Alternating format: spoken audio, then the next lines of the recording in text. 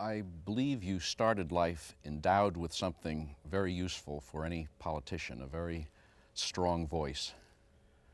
Well, in fact, my Aunt Olive reminded me of the fact after I was elected to Congress that my loud voice was something I'd had from the beginning.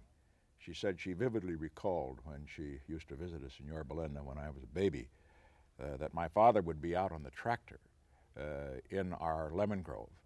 And I would be crying, and I would cry so loud that he'd come in off the tractor raging at my mother and saying, "Hannah, if you can't keep that boy quiet, I'll have to get off this tractor and do it for you."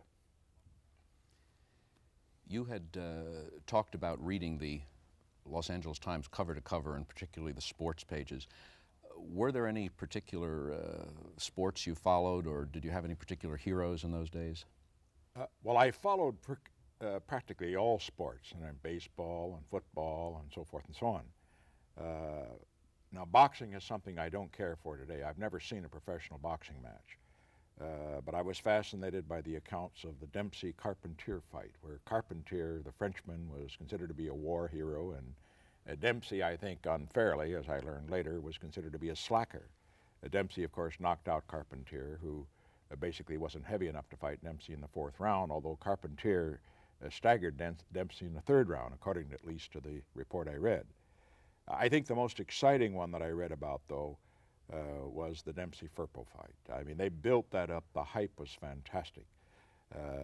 Firpo, the wild bull of the Pampas, fighting Dempsey. And that was the fight where Firpo, after being knocked down a couple of times, knocked Dempsey down and even out of the ring. And after having been knocked out of the ring, I'm sorry, let's start that one over again.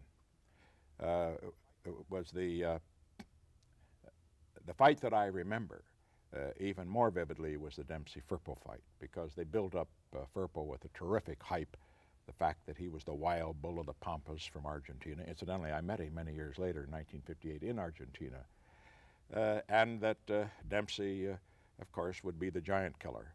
Well, it turned out that way, but it was a dramatic fight because Dempsey knocked Firpo down about 8 times, and Firpo knocked Dempsey down certainly at least 2 or 3 times, and in the second round Dempsey of course knocked him out, but it was one of the most dramatic fights of all. I don't know why, after having followed those fights, I didn't become a boxing fan, but some way it just never appealed to me. Do you think in terms of the, how do you feel about the current controversy in after the death of the young Korean fighter in the Mancini fight, do you think boxing should be stopped? Boxing turns me off, frankly. I would say that the only thing about boxing is that Howard Cosell is a great announcer for boxing. I frankly don't think that baseball and football are his bag. He wouldn't agree with that. But he is superb when it comes to boxing. Why is that? What makes a good boxing announcer? It's a combative feeling. Get you feeling that you're there. But somewhere it just seems to me that particularly today, the way the boxers beat each other senseless, the way they're managed. Well, I'll tell you one thing that turned me off on boxing particularly. I knew Joe Louis. He supported me in 1960. And this man, who perhaps was the greatest, maybe even greater than Dempsey or Muhammad Ali, this man was so mismanaged by his managers, ripped off, that he died owing several $1 million to the Department of Internal Revenue Service. And when I thought of that, what he had done for his race, what he had done for boxing and so forth, I thought, something wrong with this thing. It is not a sport. So my feeling today is that you're not going to outlaw boxing. You're not going to get away with it any more than you can outlaw drinking. But as far as I'm concerned, I outlaw it in my own mind. I don't ever intend to follow it. I don't ever watch it on TV. Can we stop 1 second? I need to fix the mic cable. Please, audio assistant in. We'll go to apple pie. Frank, while we're on hold here for a second, how soon before you leave the nurse picture? Oh. Is that the first picture we're going to see? It's the first picture, not for several minutes, I'd say. Mm-hmm. Okay, you can even say to me, let's go to that section yesterday because I'll edit that line out so we'll know when to look for it, okay? Mm-hmm. Stand by, everybody. 5 seconds back to studio.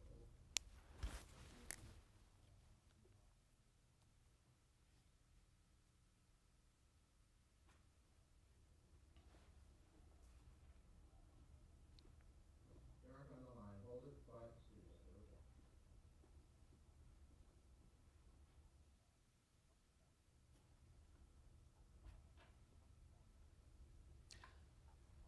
Talking about apple pies, you once said that your mother's apple pie reminded you of a movie of Waterloo Bridge.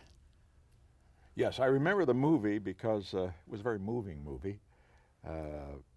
Jimmy Stewart was in it, and I recall that he was trying to court a rather flashy showgirl type in New York and in London. And let's start again. I recall the movie because Jimmy Stewart was in it, and he was courting a rather flashy showgirl type. And in trying to get it across, he was, of course, sort of a country boy in the service and so forth. He told her that he felt about her the way he felt about his mother's apple pie. And then he said, my mother made wonderful apple pie. And when she died, I have never had apple pie again. And that's the way I feel about you. You mentioned that Albert Upton, the professor at Whittier, was a very iconoclastic man. Yes. Created a Well, at Whittier, he impression. certainly, of course, wouldn't have been an atheist, but I would say he was skeptical. He was the one that had me read Tolstoy, of course, and approved of the fact that I, of course, read Rousseau and a lot of other people in my French classes. On the other hand, Upton who was a professor of English, and a very good one, he had a very, very high regard for the Bible, not just for religion, but more as literature. He said it was some of the great literature of all time. And he said probably the greatest book ever written was the book of Ecclesiastes. And so when I was in the Pacific, we didn't have much to read, but the Bible that my grandmother had given me when I had graduated from college, I read virtually every day, to my great profit. Even as a college student, you had the competitive instinct and spirit that has characterized you throughout your career. As president of the Pep Club, I read that you set a highly competitive goal for yourself. I certainly did. You see, Whittier, of course, was a Quaker school, and it was not, of course, just a coincidence that our homecoming day was on Armistice Day every year. And one year we'd play Occidental, one great rival, and another year we would play Pomona. This was a year that we were playing Pomona, and I was chairman of the PEP committee. And we always had a bonfire. And the chairman of the PEP committee had the responsibility of building the bonfire, and it was traditional to put on the top of the bonfire a privy. Those were the days when you had outside privies. Well, up to that time, they had had one-hole privies and two-hole privies, but never a three-holer. And so with a couple of my colleagues in the class on the PEP committee, we scoured the country. We found a marvelous three-hole privy, and we liberated it and took it and put it on top of the bonfire. It was the greatest bonfire we've ever had at Whittier. Did you win the game? We did that year. Yes, we did. You also, in college, you played basketball, didn't you, as a... Well, I think that's an exaggeration. I think I pointed out that I was really not very good at any of the sports. On the other hand, when I did play basketball in my freshman year, in a game against Laverne College, I was trying to guard a very good forward from Laverne. And I guarded him fairly closely, it was fairly, and he came down into the front of my mouth with his elbow like that and broke a tooth. Well, as a result of that, I had a terrible problem because I had to get the tooth, of course, fixed. A visible tooth? No, the tooth right in the front like this. And so consequently, my tooth experiences since there have been very interesting. One, for example, involved Pat. I remember when I met her that the tooth had been, of course, replaced and attached to another one with a gold band. And she didn't think that was attractive. She always had a thing about teeth. She believed in having teeth looking very good. And she insisted, after we were married, that we put some of our hard-earned money into getting a porcelain cap, one that didn't show the gold. And then years later, in 1972, on inauguration, on election night it was, I was sitting there listening to the returns and having a bite to eat, and the cap broke. And Dr. Chase had to come in, and down in the basement of the White House, he hurriedly put in a repair job, and millions of people that heard me accept the fact that we had won and make the victory speech didn't know that I'd had 2 hours in a dentist chair before going on. Was there a danger that it might, even then, that it might fall off? I was always worried about that. But Dr. Chase is one of the great dentists. Incidentally, he is a great story himself. He was from Russia, an immigrant from Russia. He had come over very, very young to the United States and worked his way up. He was Jewish. And when I went to Russia in 1972, that was a time that we were arguing with Brezhnev about Jewish immigration and the rest. I took him along as a member of our delegation. He proceeded to get himself invited, and I, of course, backed him up to the various clinics for dentistry in the United States. He told me afterwards, he said, well, these people may be very good at missiles, but they're not very good at dentistry. They're 50 years behind us with their iron teeth and everything. Do you think that having brought a prominent Jewish dentist as part of your party and with discussions about Jewish immigration from the Soviet Union on the agenda, did Brezhnev understand that? I think the message you were sending? I think the message got over because I also brought with me on that trip Admiral Rickover, who of course is a Polish Jew. And he insisted, incidentally, on seeing the Polish nuclear submarine and made himself quite obnoxious, quite deliberately, and I think quite properly. But what it did, I think it convinced Brezhnev that to me it just wasn't a question of arguing because of the political situation in the United States. That wasn't it.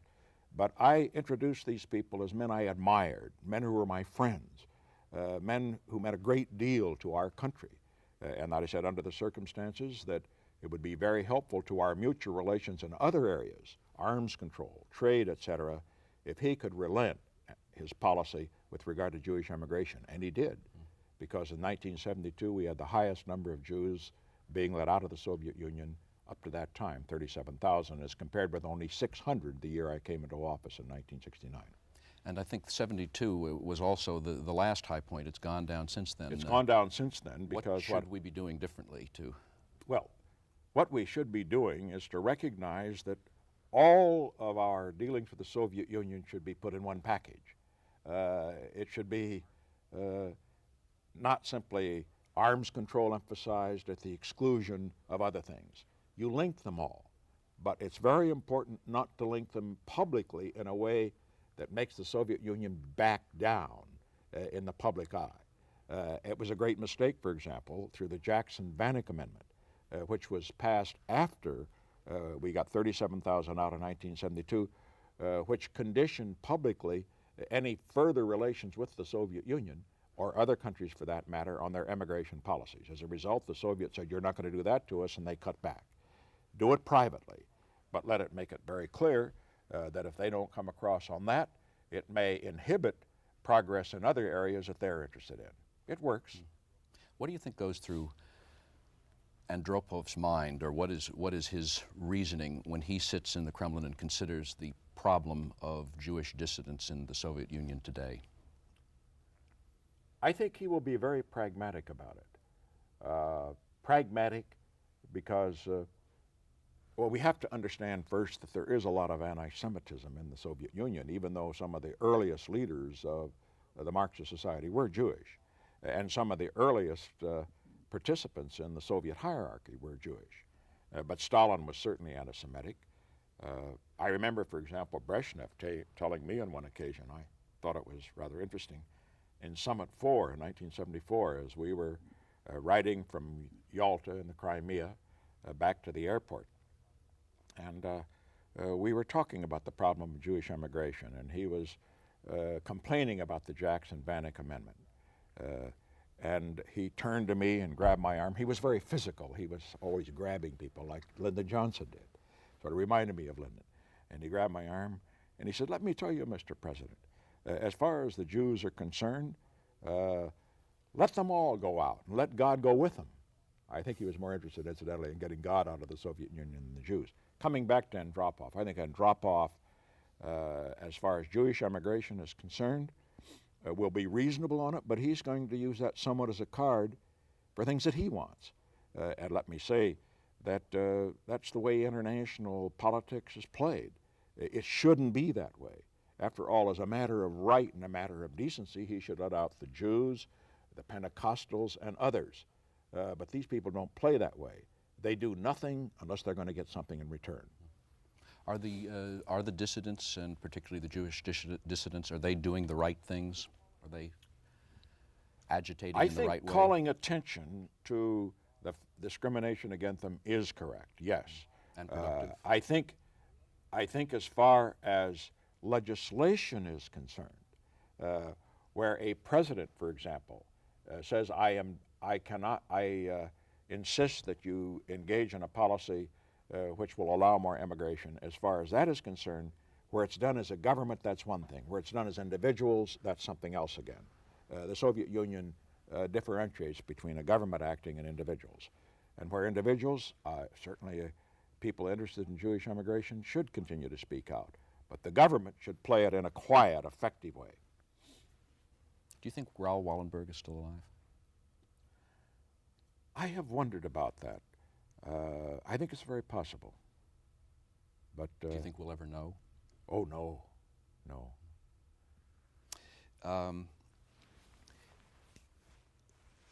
To go back somewhat in time, when you were in college and in law school, did you listen to the fireside chats? Did you listen to Franklin Roosevelt on the radio? I don't recall listening in college. I do recall listening in law school. And incidentally, one thing that I have noted in recent years, when I was president, people said, "You ought to have fireside chats." And I said, "How often?" They said, "Well, he used to have them once a week." Then I recalled, I tried to think, I don't think they were that often. And so I checked recently. Roosevelt's fireside chats averaged 3 a year. One year he made 5, another year only 3 to 4. But they were great events. Becoming too familiar would have been a mistake, something I always recognized and something that he certainly recognized. They were very effective, as I recall. I don't remember particularly what he said, but I do remember they gave you kind of a lift. He had a buoyant characteristic in his voice, a sense of optimism, which was very important. Something which President Reagan has, too. It's that buoyancy, that optimism, which people needed to feel in the depths of the Depression. How much? As a matter of fact, though, when, you would think that a group of law students at Duke University, if it were like today, you'd think we'd be talking politics all the time. But that wasn't the case. We were working so hard to get good grades so that we could get good jobs and we came out, that we didn't spend much time talking politics that I can recall. As a matter of fact, the broadcasts that I remember, far more than the fireside chats, was the time that the Duke of Windsor, Edward, gave his famous speech where he said that he was going to abdicate. And I remember we all sat and we heard it on radio, several of us, and Douglas Maggs, the professor of torts, who was tough and seemed to be one that had no sentiment at all afterwards, he just said, "Wasn't that a magnificent thing? Wasn't that a magnificent thing?" Incidentally, many years later, the Duke of Windsor and came to the White House as our guest for a dinner that we gave in 1971. I was glad we were able to do it. Would you have given up the throne of England for the woman you loved? Possibly, yes, but I think under the circumstances, it would have depended upon what the throne could do. I think the Duke of Windsor gave it up for reasons that many could understand. I mean, what is the King of England? Well, the King of England is a very important job. You have position, I should say. The subjects bow and scrape, and you have an unlimited budget, and you're respected all over the world, but no power. As far as I was concerned, I've always said that what separates the men from the boys in politics is that the boys want office. They want to be president in order to be somebody. The men are people that want office in order to do something. The King of England didn't have much to do. No, when I reflect on your question, my guess is that I would have probably taken the woman I love rather than staying on in what I consider to be particularly just a ceremonial job. Does President Reagan instill in you the same optimism from his fireside chats about the state of the economy that Franklin Roosevelt did back then? Well, I'm in a very different position now. Then I didn't know anything about government. Then I didn't know what would work or what wouldn't. And then we were all reaching out for anything, that would give us hope for reducing unemployment. Incidentally, let us understand, the New Deal didn't end the Depression. There were still 9 million unemployed at the time that in 1939, before we became involved in war production. And the war, of course, is what ended the Depression. But on the other hand, I would say that at that point, he at least gave hope. As far as President Reagan is concerned, yes, I think he does for most average people. As far as people that are politically sophisticated, they're going to make up their own minds as to whether interest rates are too high or too low, whether the Fed has the right policy, the wrong, whether you ought to cut the budget or increase it, et cetera, et cetera, et cetera. But I admire President Reagan for his ability to communicate that sense of optimism, which he really feels. He's a fine actor, but I don't think he's acting when he says that he believes we've turned the corner. Are you optimistic? In the long run, yes. 84, yes. 83 will be a solid year, but not a great year, in my opinion, for the economy. We know where you and some of your Duke colleagues were now by the radio in 1936. Where were you at the time of some other great events? Where were you when you heard about the outbreak of the Second World War? Well, I remember that very vividly. That morning, Pat and I were going to the movies in Los Angeles, and we stopped by to see her sister, Neva Renter, and Mark. And Mark, who was sort of a radio bug, was listening to the radio, and he said, "I've just heard this report in the radio that the Japs have bombed Pearl Harbor." And there have been so many war scares and that sort of thing that we paid very little attention to it. Hadn't been corroborated as far as we knew. We went on to the movies. We were in the movies, and I can't remember the movie, but I remember some fellow came out and interrupted the movie, and he said all servicemen should report to their units. Well, we stayed in the movie. I was not in the service at that point. When we left, I remember a newsboy came on. There was an 8-column head in the special edition of the Los Angeles Times. And I said, "What is this?" He said, "We're at war, man. We're at war." Where were you on VJ Day? Oh, New York At the City. end of the war. New York City. And I remember that, not just because it ended the war and we could look forward to peacetime pursuits, but because of a personal disaster that occurred. Pat and I decided to go down to Times Square, and there were huge swarming crowds and all that. And when we finished and started to go home to our apartment on West 93rd Street, I reached into my back pocket, and my billfold had been taken. A pickpocket had rubbed against me, and apparently they got a lot of them. And incidentally, that was the second time, and you should never have a second time on things of that sort. If it happens once, you don't let it happen again. But at Duke University, several years before that, at least 10 years before, I'd attended the North Carolina-Duke football game. Carolina was the favorite. Duke won 25-0, incidentally. I remember the game like it was yesterday. I remember Julie Ward, not a great halfback, but a pretty good one, who on Duke's first touchdown ran over the left side on a reverse for 40 yards to the first touchdown. But the thing about the game that I particularly remember was that It was very cold, a little misty snow and rain falling, and it was a very boisterous crowd because they were drinking in that period, the Duke being a dry state, they were drinking Carolina corn whiskey, and it is really dynamite. It is about as dynamite as much as the Mao Tai that I had many years later in China. And so people were rubbing against each other and banging and the rest. And sure enough, as I went back to my room at Whippoorwill Manor, somebody had picked my pocket. I didn't dream I'd let it happen again, but it did BJ Day. But that's the only 2 times. Since then, I just don't carry money. How did you handle in the vice presidential and presidential, the public years, the heavy ceremonial drinking requirements, particularly in China, where the custom at the banquets is to go around the tables and drink a toast of Mao Tai to every person? Oh, yes. Well, I did exactly what my host did, and the same, Joe and Lai. We took a glass of that Mao Tai, they call it a cup, and you take it around and tip 15 times and just sip it, practically just smell it.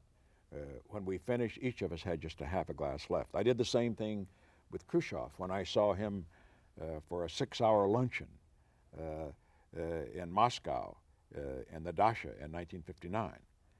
Generally speaking, I would advise to people in this area to follow at least my example insofar as campaigning is concerned.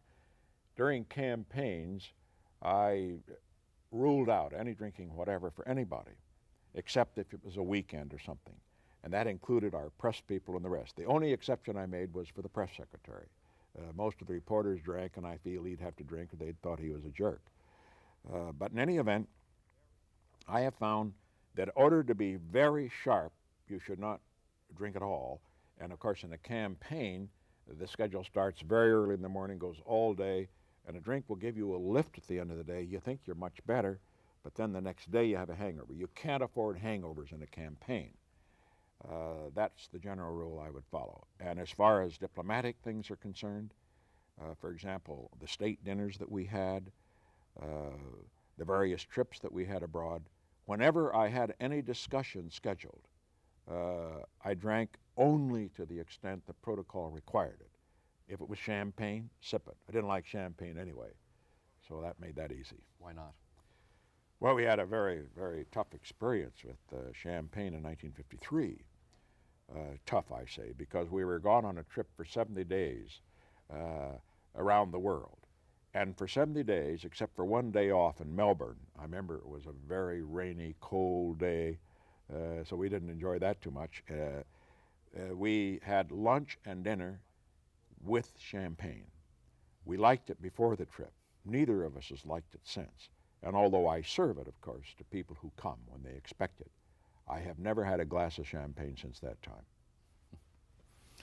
For going back to important days, for people of my generation, sort of a most common denominator that everybody remembers where they were was the death of President Kennedy.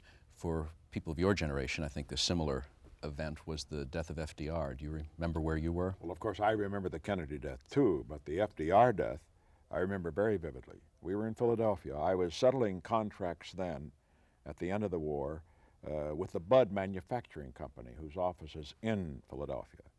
And Pat and I were kind of splurging that night. We went to Bookbinders, that marvelous restaurant, which is still there, and I've been back since several times. They're good friends.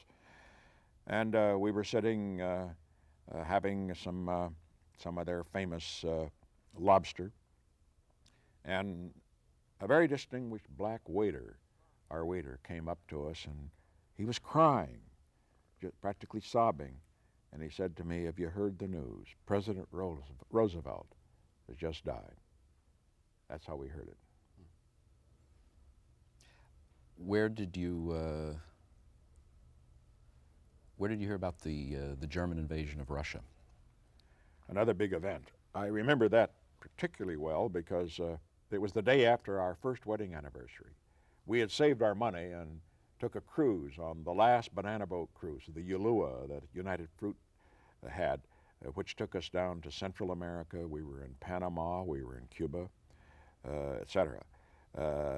And on the 22nd of June, we were sitting in the dining room having something to eat, and our waiter, a very distinguished, intelligent black man, was there, and we asked him, because it came over the radio, the ship's radio, that Hitler's troops had invaded Russia. And so I asked him, I said, how do you think it's going to come out? Oh, he said, Hitler's made a great mistake. The Russians will win. You remember what happened to Napoleon. The same thing will happen to Hitler. He was a smart man, very perceptive. Excuse me one sec. I've got to just take a 30-second stop. Keep the tapes rolling.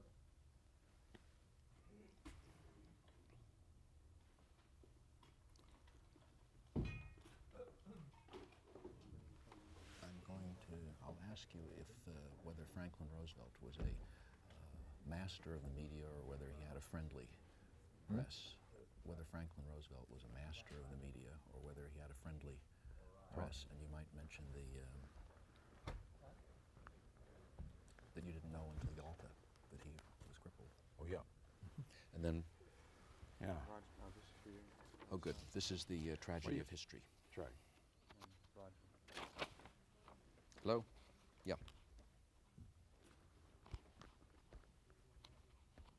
Oh, that's coming. Oh, yeah. Oh, no, but about three. Three episodes. Three, yes. Yeah, 5 minutes maybe. Okay. Okay.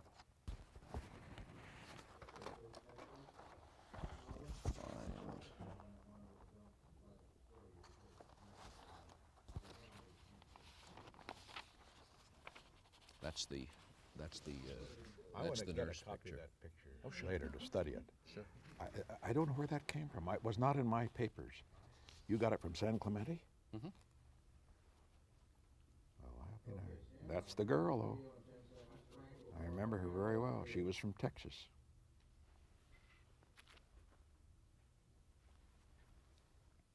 I'll get to it.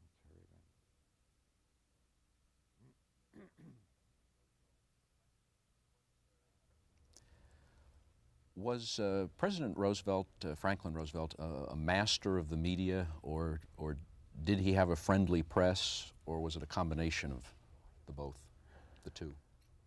Well, I have studied that considerably, particularly in recent years. There's no question that Franklin Roosevelt was one of the media favorites.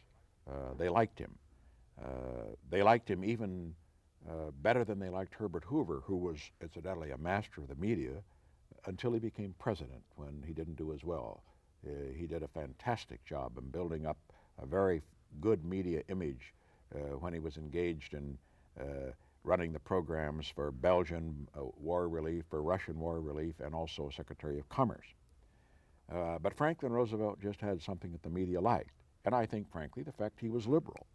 Let's face it, the great majority of people in the media, just honestly, are just honest, sincere liberals. And they like a liberal. And also, Franklin Roosevelt was considered to be an activist. He was newsworthy. So consequently, I do think he had a very, very favorable ground to plow when he went out in his little press conferences and the rest. They liked him to begin with, and they wanted him to appear in the most favorable light. I think perhaps an indication of that is that I didn't become conscious of the fact that he was crippled until after World War II. I heard his voice in the radio. I never recall seeing a picture in the paper of him in a wheelchair or with the crutches and the rest. And I must say that in that score, I think the media was very responsible. It was the right thing to do. They wanted him to be considered just what he was. And incidentally, it's to Herbert Hoover and his supporters great credit that they never made anything out of the fact that here was a man who was crippled. When you were in college, I think, your uncle Lyle came to visit from Ohio, your father's brother. Yes, Uncle Lyle was my father's youngest brother, and my father felt very close to him and almost indebted to him because after his mother died, when he was about 8 years old, he was shunted around from family to family, and he said Uncle Lyle treated me the best when he stayed with him and his farm. He came to California. My father, as a matter of fact, sent him the ticket so that he could come on the train. And when he got there, he was so excited to see the mountains, because he had never seen mountains before, not big ones in Ohio, and also to see the ocean. And so we drove him down to the ocean to Seal Beach one day. And he was very anxious to put his toes in the water, so to speak. You know, he didn't know anything about swimming, but he wanted to get in the ocean. So we went to one of those places where you rent suits, as I recall, bathing suits. The only thing they had for him, he wasn't a very big man, was one of those real old-fashioned ones, you know, where the trunks come clear down to the knee, and he put those on, and it was really a very sort of a queer-looking get-up that he had. And I remember that my brother and I, Don, we were really a little ashamed when he put these on and went out and got into the ocean and jumped up and down on the waves and so forth. But in retrospect, I regret that we felt that way, and because it meant so much to him that we should have not worried about what all those strangers, and there were many of them on the beach at that time, they were looking at him and kind of laughing and so forth. We should have thought of him and not of what other people thought. In law school, you couldn't have lived on Milky Ways. Man cannot live on Milky Ways alone. Where did you cook at Whippoorwill Manor, or did you eat? No cooking. What we did was to eat in the union. They had an excellent student union, and you could buy a meal ticket where the meals, lunch and dinner, and we always had lunch and dinner, were 30 cents each. Well, that seemed to be pretty good, but that didn't satisfy Lyman Brownfield, who was one of my roommates at Whippoorwill Manor. He had a great big old Packard, I think it was a Packard, 7-passenger that he had bought at some auction or something, and he drove it around down there. And he found what is called a boarding house down in Durham, where you could get meals for 25 cents each. And so there were 6 of us joined him, making a total of 7. We got in that big old Packard, which he christened Corpus Juris, and we get in Corpus Juris, and every noon we go down to the boarding house. We only paid 25 cents each, and he got his meal free. I don't think he could have made out on it, because the gas must have cost him that much, even though gas was only 16 cents a gallon then. But we had great fun in Corpus Juris, far more than we did reading it. Did one of your other roommates, Albrink, who I don't know, Freddie Albrink, yeah. either as a practical joke or because he simply at the time couldn't resist something that was free, went to the clinic and signed you all up for something free there? Oh, yeah.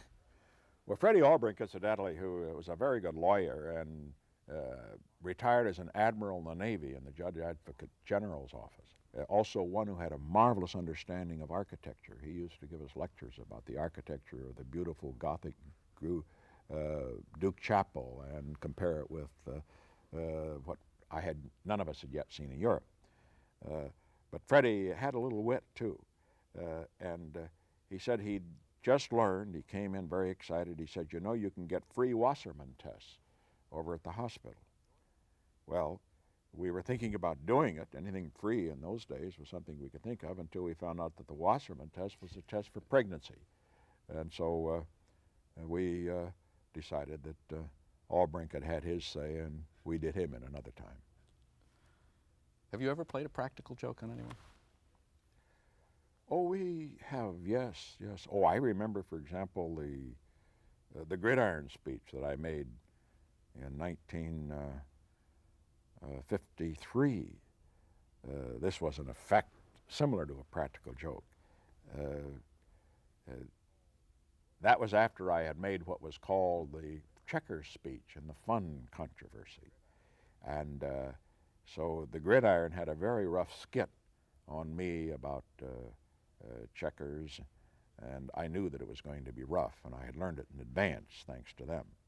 Fletcher Knable came on set. he was dressed as a dog and he cried and so forth and so on. And so what I did was to get the real checkers, our checkers, and I arranged to have that dog brought to the backstage in the Statler where the gridiron was held.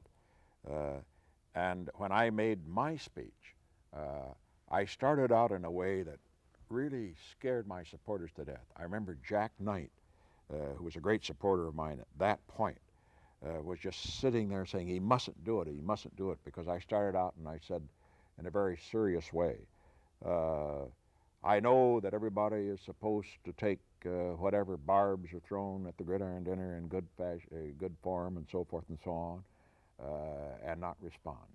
But this is one time you've gone too far. Fun is fun, particularly when that is directed against a lady.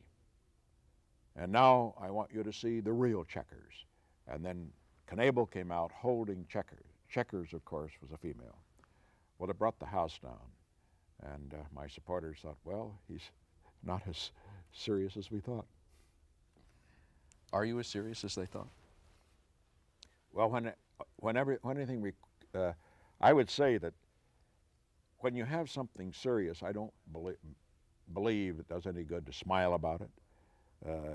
I think that it's very important not to get yourself so involved you think you've got the weight of the world on your shoulders.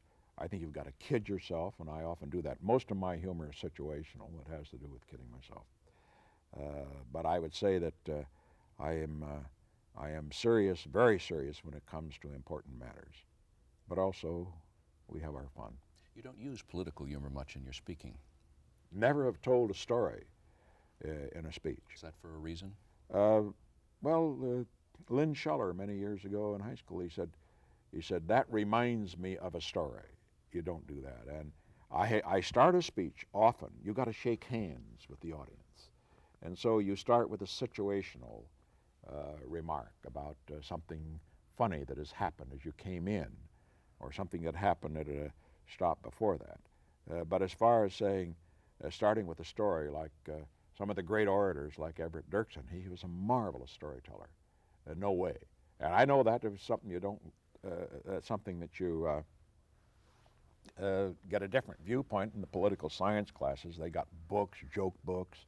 You're supposed to tell canned jokes. You're supposed to tell canned anecdotes, et cetera, et cetera, et cetera. But I was very fortunate, may I say, in a way. At Whittier, we had some very good professors. We had good courses in history and English and philosophy and literature, et cetera, et cetera, et cetera. But we had no political science courses. I have no regrets, and I don't advise young people going into politics to take political science. Study the classics when your mind is young, when you're going to pick up things, when it can expand and so forth, when you're developing the habits of a lifetime. Study that rather than getting into how do you work a precinct or how you poll and all that sort of thing. That can all come later. When you went to Duke, it was your first time in the East, coming from the very tolerant, intellectually and racially community of Whittier. It must have been quite a culture shock to suddenly go into the South of the 30s. What was your experience, or what were your observations of that? Well, it was a culture shock at beginning, but we had some pretty good goes with our Southern friends. About half the class was from the North or West, and half the class was from the South. And they were all smart, primarily because there were so many scholarships in the class. But I remember very early on, Bill Perdue, who was first in our class and brilliant, and a great student of history, set the climate for the rest of us for the 3 years. We were discussing the Civil War, or as they call it, the war between the states in the South. And we were remarking about who were the great generals. And I just assumed from my history, of course, although it was fairly objective, that Ulysses S. Grant, who later became president, was the greatest general of the Civil War. And Perdue then proceeded to read it to us about Robert E. Lee being not only the greatest general, but one of the greatest of all Americans. Stonewall Jackson, Albert Johnson, and the rest. By the time he got through, we began to appreciate and respect the great Southerners. Didn't Churchill later, when you were vice president, didn't he say, In fact, share yes. that view of Lee? Yeah, I remember Churchill in 1954. Churchill, at a stag dinner at the British Embassy, was talking afterwards, and everybody was listening because he was, even he'd had a stroke by that time, he's still a commanding presence and marvelous command of language and so forth, and conveyed a sense of history that nobody else could. And he talked about Robert E. Lee, and he said, you know, Lee was without question the greatest general on either side in the Civil War. And he said he was also perhaps one of the greatest generals of all time. He didn't take anything away from Grant, however, because he then referred to Appomattox, and he said that one of the great moments was when Lee asked Grant if the officers could take their horses. And Grant replied, yes, the officers and the enlisted men may take their horses. This was after the surrender, because they will need them to plow their fields. And then Churchill sort of reared back in his chair, and he said, in the squalor of life and war, what a magnificent act. We have a photograph from the South Pacific taken, do you recognize it? I think taken on Green Island. I recognize it, yes, and I think I know the time that occurred. Not because of the officers who were there, because Augie Kuntz, the commanding officer of SCAT, who had come up the line from Noumea for an inspection trip, this is on Green Island, is there, and Harry Van Loo, who is the second from the right, a legendary United Airlines pilot before and after the war, is the next one. The one over there, beyond that, I don't know. Now, the one on my right is a nurse, and that's why I know when this was taken, because just the night before this picture was taken, I am sure that was when Charles Lindbergh arrived at Green Island. And when he arrived at Green Island, it was a big event for all of us, but nothing compared to the event when the nurse arrived the next day. And I confirmed that when I recently read in his wartime diaries his description of his visit to Green Island, his going to dinner there, and his description of the fact that the next day everybody in the island was excited beyond belief because the first nurse was arriving. And that there were literally thousands, not hundreds. The 3rd New Zealand Division was all gathered around, and the rest ogling this nurse that was come off. Now this nurse, as you can see, is very attractive. But I'm telling you, if that nurse who came off that day had been a female chimpanzee, they would have still whistled and oohed and awed because they hadn't seen any girls for a long, long time. Do you think that the future of Lieutenant Nixon is indicated by the fact that of the thousands of soldiers and sailors on that island, that you were the one standing right next to her? Well, I was standing next to her because, you see, she was attached to SCAT, too. And I was the officer in charge of the detachment. And in fact, I had arranged for the building of nurses' quarters, which they didn't have at any of the other stops along the line. So the nurses felt that I was one of their friends, too. Incidentally, that reminds me, too, of the fact that one of my greatest regrets of my service was the night before, after Lindbergh had arrived, that General Barraclough, who was the commander of the New Zealand Division, very graciously invited me to have dinner at his quarters with 7 or 8 others with Lindbergh. I declined because I was the host for our poker game that night, and I regret it ever since. And I was so glad that years later I was able to have Charles Lindbergh to the White House. How did a good Quaker boy from Whittier become a poker shark in the South Pacific? I had good teachers. You didn't have much else to do. Jimmy Stewart taught me well. Jimmy Stewart, Not who the was my actor. roommate. What? Jimmy Stewart, the actor? Oh, no, this is Jimmy Stewart. We always call him the other Jimmy Stewart. He's a very sophisticated New Yorker, still living in New York. He was my age. One of his great friends was Sherman Billingsley at the Stork Club. Stork Club. And Sherman Billingsley, incidentally, was particularly good to him because he smoked cigars. Jimmy did, and he started me smoking cigars. Used to send him half a dozen boxes of Raymond Alonas Cuban cigars, which he shared with the rest of us on occasion. And so Jimmy gave me a lot of instruction, and of course you just learn by playing with others. Do you remember your first cigar? Because you had not smoked at all to that point, had you? Never. I never smoked a cigarette in my life. And on occasion a pipe, but I don't do that. But I think that was the first time I ever smoked a cigar. No, it may have been before on some occasion. I don't recall, but I remember the first time I ever smoked when I got sick. But I learned later how to avoid that. Now I, of course, smoke them only occasionally, and never during the daytime, never publicly. And never Cuban. Unfortunately, no, not. They are still the best. I think, though, that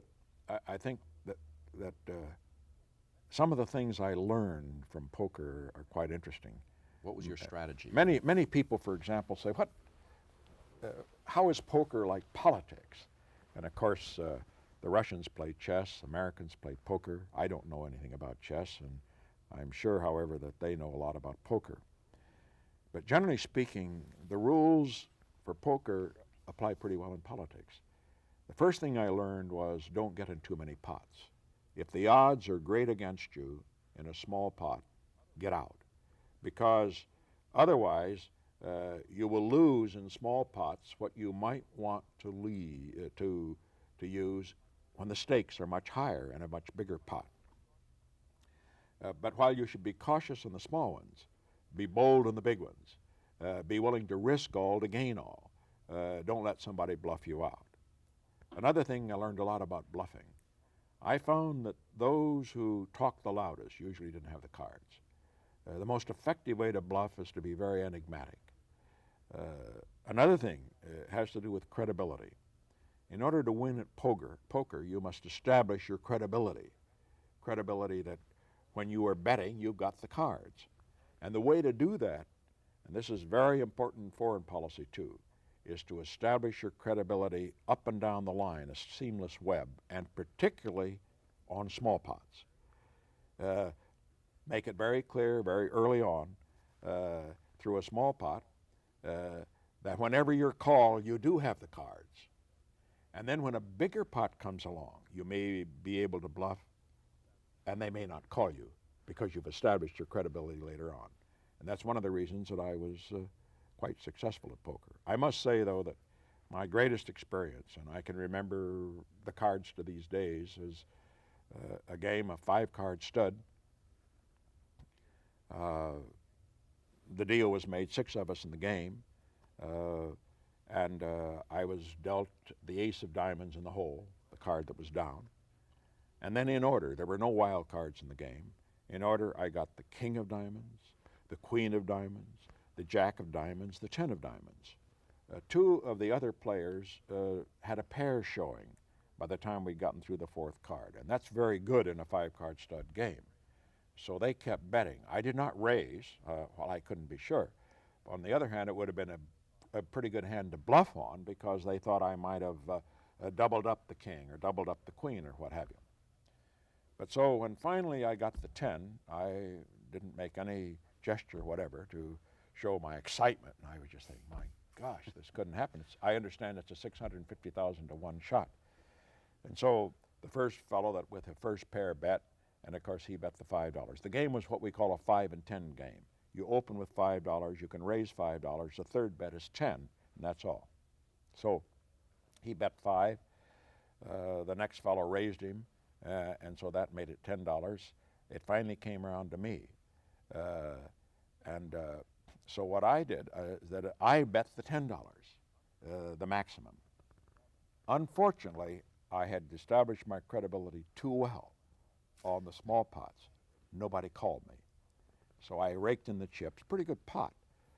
And then, although you should never let people see your card unless they call you, they got to pay their money to see the card, I flipped over the ace. And everybody yelled. They never saw anything before that, and they'll never see anything like it again, probably. What was the most critical small pot of the Nixon presidency?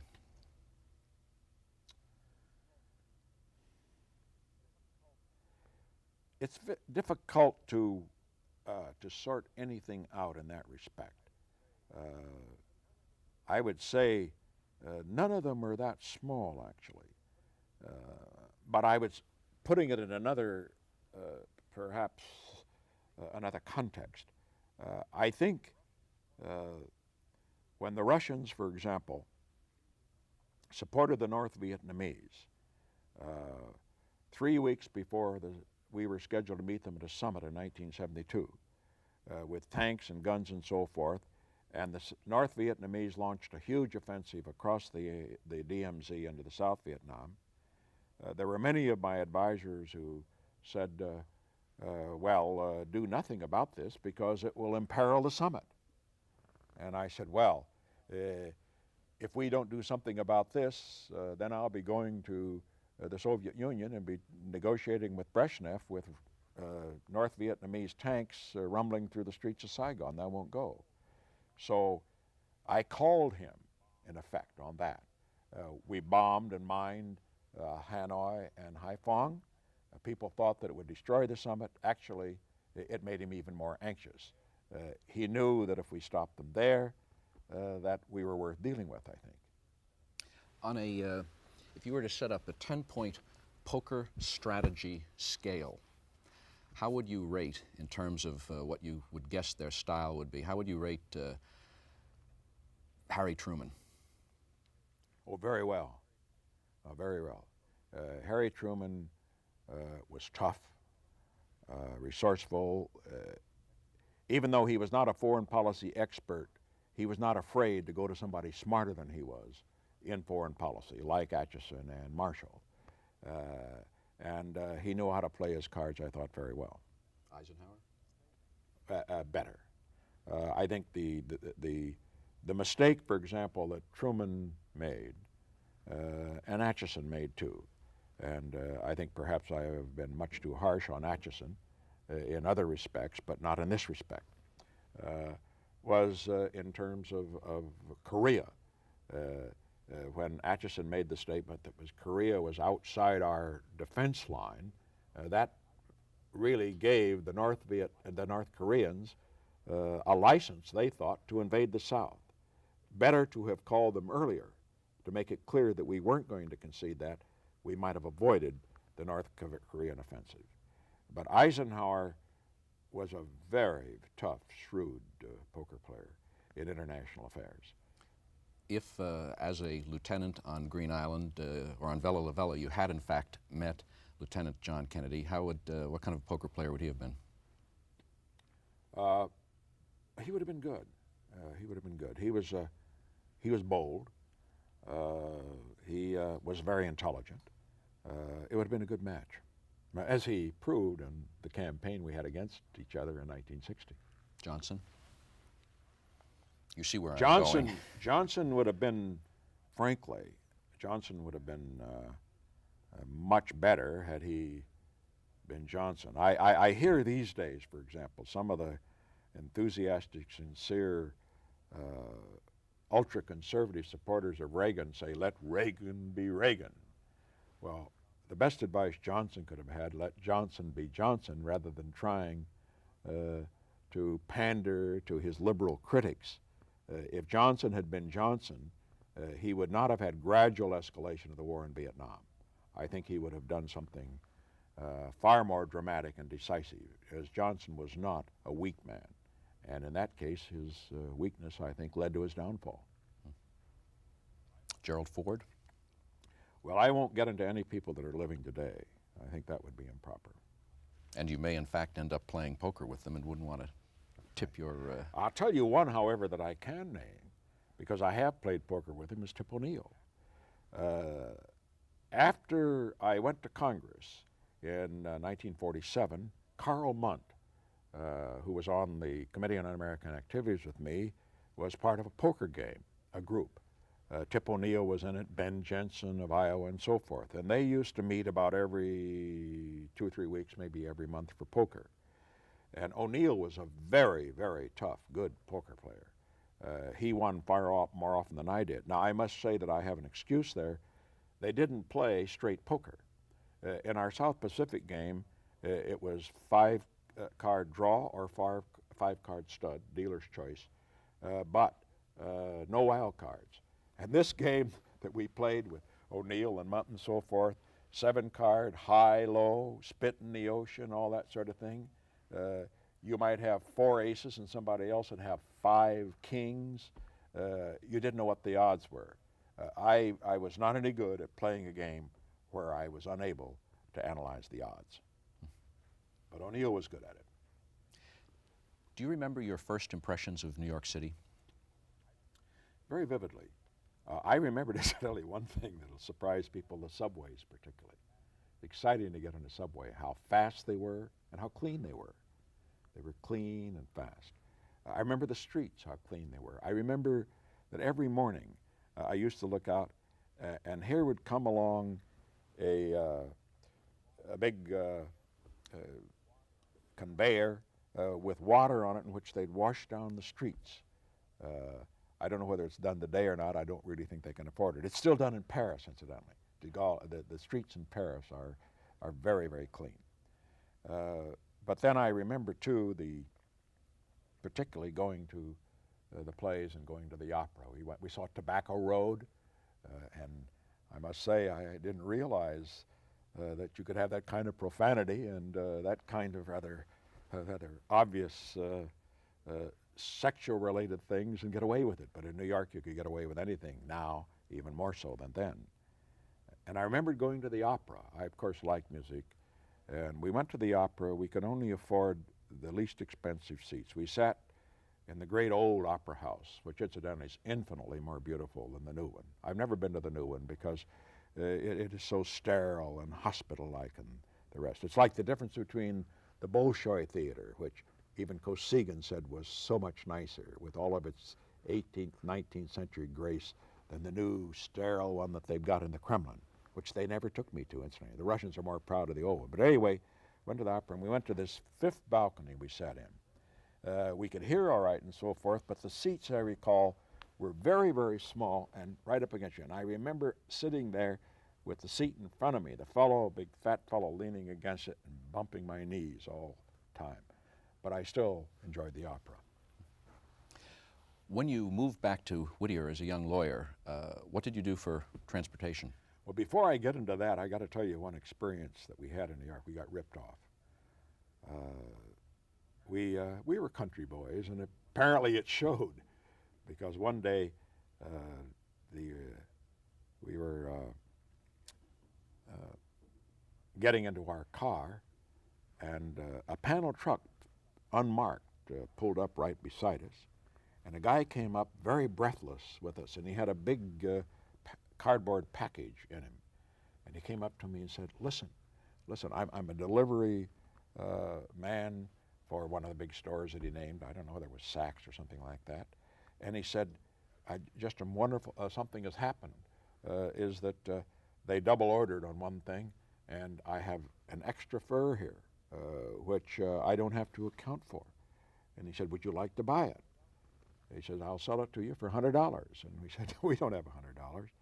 Then he began coming down, $75, $60, so forth. At that time, 2 of us were standing by the car, and one of the other fellows had gone in to buy something at a drugstore. And he came walking up, and this guy began to shake, and he said, who's that fellow? Who's that fellow? He was scared. I didn't still get the message. Bill Perdue did, however, because he was a pretty cynical fellow. And Bill said, I don't think I'd get this. But the guy finally came down to $15, and we took it. It was a big fox fur piece with artificially colored black. And it wasn't any good. We took it home, gave it to my mother, and she, being the good sport she was, wore it a few times, but she never threw it away. I remember even after she died, it was still in her closet, just as we had bought it that many years ago. Another thing I remembered in New York was the automat.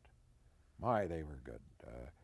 You could get baked beans there for 10 cents. They were terrific.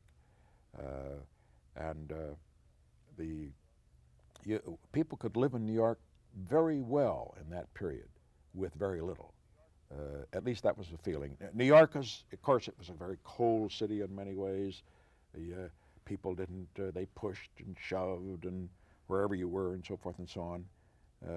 But while it was cold and relentless, it also had a sort of a magnetic attraction, at least to me. And I wanted to come back. I wasn't sure when, but I thought someday I would like to come back and even live there. When you went back to Whittier, what you had to get a car or you had to get around? What did you do? Well, at that time, my old friend Clint Harris, who was on the football team at Whittier, had the Oldsmobile dealership in Whittier. So we bought an Olds. And in those days, in order to save money, you'd go back to the plant, Lansing, Michigan in this case, pick up the car and drive it across, because you could make, with gasoline being as cheap as it was, you could save money by buying it at the plant, rather than paying the railroad fare that it would take to ship the car by rail to California. So I took my younger brother Eddie back there, and we picked up the car and brought it back. You told me once about that when you were courting Mrs. Nixon, you went, your loyalties were sorely tested because you took her to the USC Duke game. Do you remember that? Oh, I do remember it very well.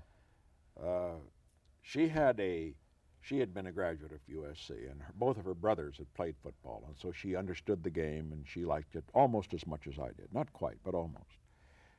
I, of course, has been a football nut all my life. I think anybody who doesn't play a game well probably likes it the better for that reason. So we went to the Rose Bowl. I remember we took a picnic lunch and ate it in the parking lot before going in. And we had good seats because I was a member of the Duke Alumni Association and so forth. It was a great game. Duke came into the game undefeated, untied, and unscored upon. And Duke had a 3-point lead going into the last 3 minutes of the game. And in those last 3 minutes, Howard Jones, the USC coach, a great coach, Wallace Wade was the coach at Duke, had a third-string quarterback by the name of Doyle Nave. And he came in and threw 4 straight passes to Al Kruger. His name was Antelope Al Kruger because he came from the Antelope Valley, and incidentally, he ran like an antelope, too. And he completed all 4 passes, and they scored and kicked the extra point. And so Southern Cal spoiled the perfect record, won the game 7-3. But I think perhaps because she was sorry for him may have been one of the reasons that tipped the scales in my favor when she decided to say yes. Didn't you, on your way back to Washington, when you took the job at OPA, didn't you stop in South Bend and go to a Notre Dame game? Oh, we certainly did. As a matter of fact, we stopped at South Bend. I think that was the year. No, yes, we stopped at South Bend. Let me think if I got that date correct, if that was the time. Yeah, we stopped at South Bend. We went to the USC Notre Dame game. USC lost the game. That's the first time I've ever seen a game at South Bend. And let me tell you, I've seen football crowds. I've seen them at Whittier. I've seen them at Duke. I've seen them at Southern Cal. I've seen the great professional games. You have never seen a crowd until you go to South Bend. They are really something.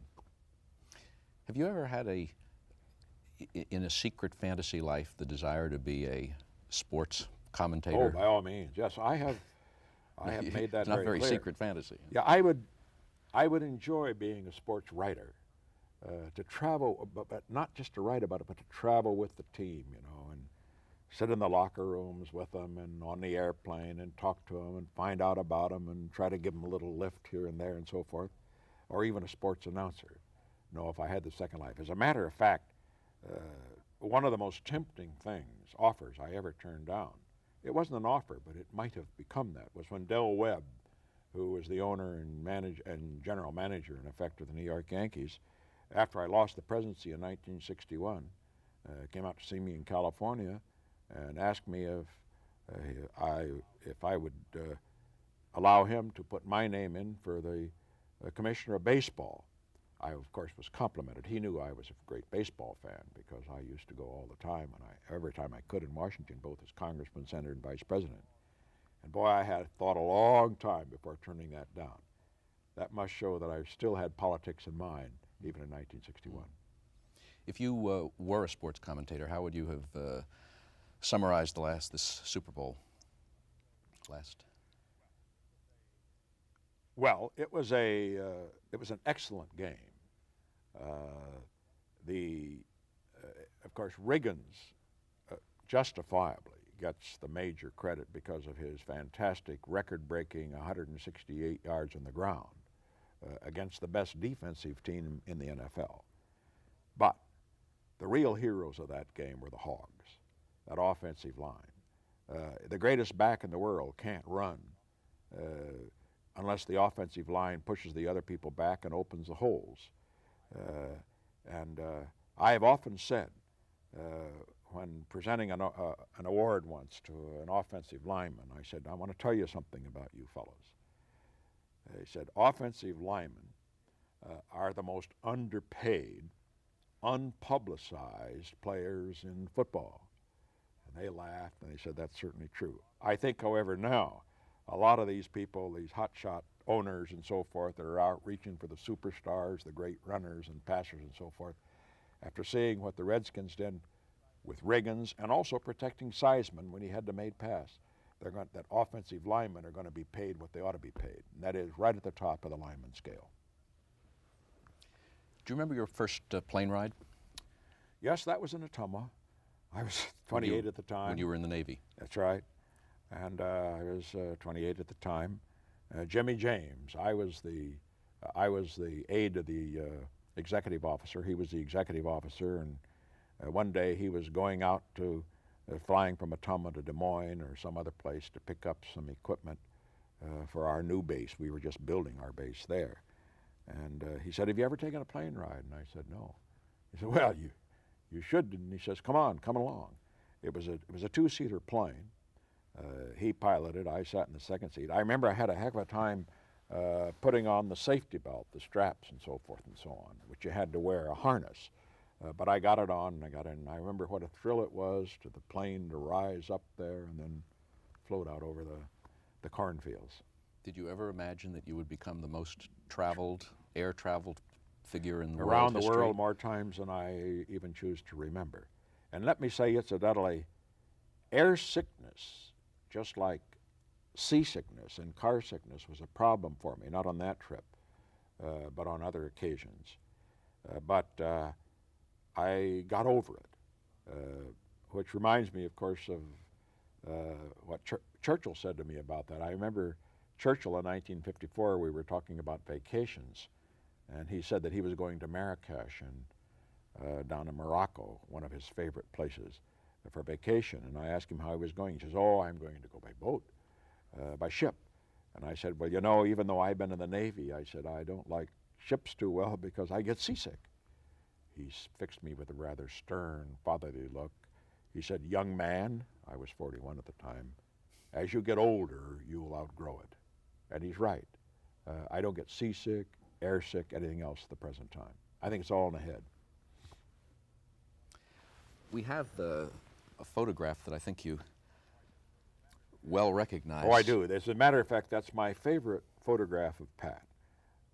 As you can see, she was then, and she is now, a very beautiful woman.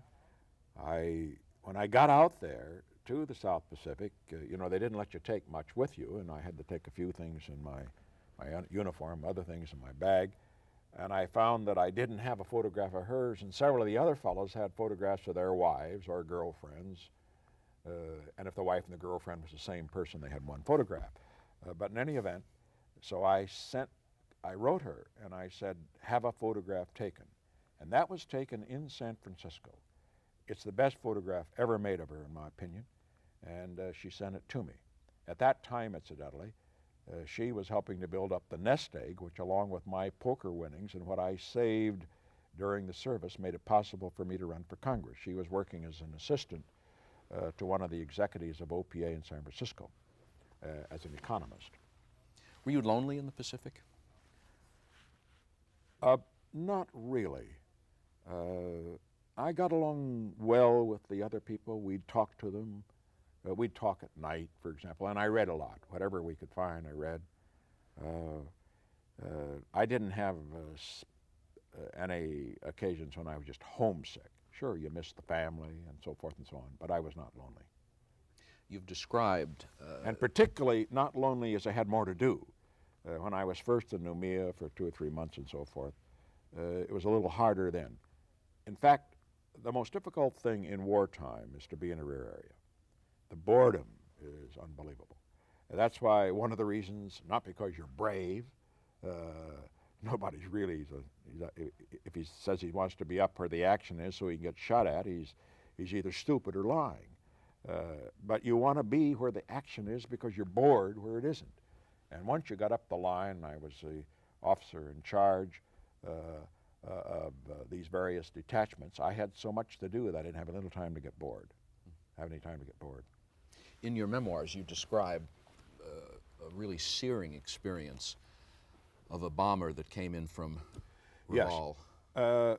As I pointed out, while I was in battle areas on Bougainville, for example, Vela, occasionally they dropped 1 or 2 there. Green Island, however, was expected to be a major battle area, but the Japanese, except for a few snipers, had been driven off or had evacuated before we got there. But Rabaul, 90 miles away, was still Japanese occupied, and it was heavily bombed by the Pacific Air Force there, by B-29s. The airstrip had not yet been finished. See, I came into Green by a PBY flying boat before the airstrip was finished, and proceeded to set up our SCAT operation, which was the operation for the DC-3s, which would come in as soon as the airstrip was finished. So that's how I got to know the Seabees so well. And there was a big bulldozer on the airstrip at the end at the time that this incident occurred. A B-29 had its undercarriage shot off. It, just before dusk, came in for a landing on this airstrip.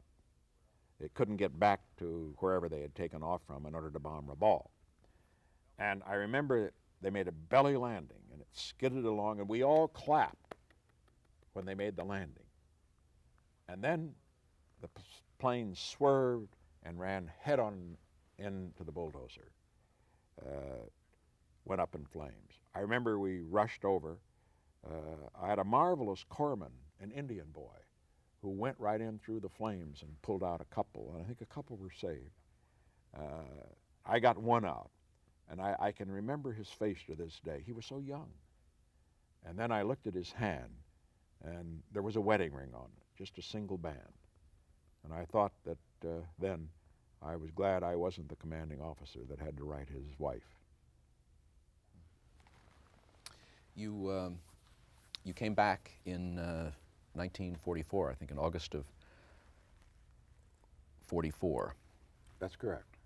Did you go direct to Los Angeles, or? No, San Diego. San Diego was where we went in order to take the shots and everything you're supposed to do I guess, to be debugged or whatever they did do then. And Pat came down. She flew down from San Francisco. And I vividly remember the time that she came off a plane. It was a DC-3, I think United Airlines, and she was wearing a red dress, which is my favorite color, incidentally, for her. And I was standing over behind the fence, and I remember she ran toward the fence, and frankly, I got through the gate some way and ran to her, and that was one of the few times when we weren't concerned about showing a little public affection. We usually never did before or after. From there, I think you went to Alameda. We were at Fleet Air Wing 8, assignments. where my job was I was called the first lieutenant, so to speak, which meant that really I was the head janitor.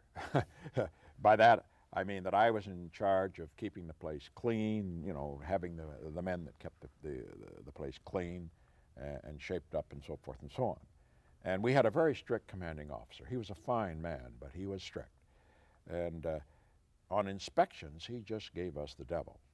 Fortunately, I had a chief who was a real outspoken, tough guy. He'd been in the Navy for 20 years, and the only reason he was at Fleet Air Wing 8 is that he was stationed in a carrier in the South Pacific, and the carrier was hit by a kamikaze, and he was blown into the air and landed on his feet and had flat feet.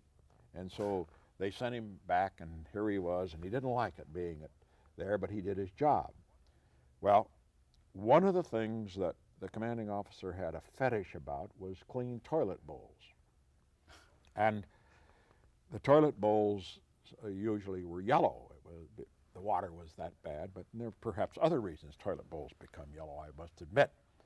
And 3 times we got a minus mark because everything else was clean, but our toilet bowls, the commanding officer said, they just aren't clean enough. So I said, Chief, we got to do something about that. He said, Lieutenant, I'll take care of it. The next month, the commanding officer came through. The bowls were glistening white. I said, Chief, what did you do? He said, well, the pipes down below are going to be eaten out, but those bowls are clean. I just loaded them full of lye.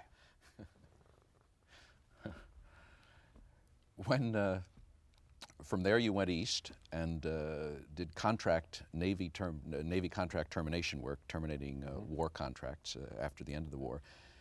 And that was the point at which you became interested in politics, or had the first opening to get into politics. Well, it was the first opening, true, and also it was an opportunity that came to us. I wasn't thinking consciously that after we were, see, when we came east to be in contract terminations, we were first stationed in Washington, briefly, then in Philadelphia for a couple of months, and then in New York for 4 months, and then back at Middle River, Maryland, where we were settling contracts for the Bud, not for the Bud in that case. Bud was in Philadelphia, but for the Martin Mars, the flying boat, which of course had been terminated.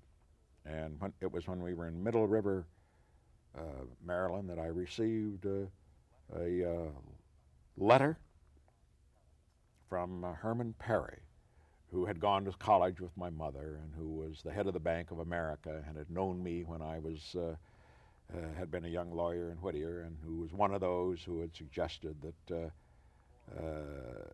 before I decided to come east, that I might be the favored candidate for the California State Assembly. In fact, it was really offered to me, and I made the decision to come east rather than going up to Sacramento, because it was an easy seat. We would have kept it when Gerald Keppel, who was the assemblyman, was appointed a judge.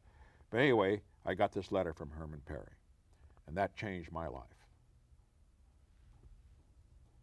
I think we have come to the end of our morning session. Did we run out?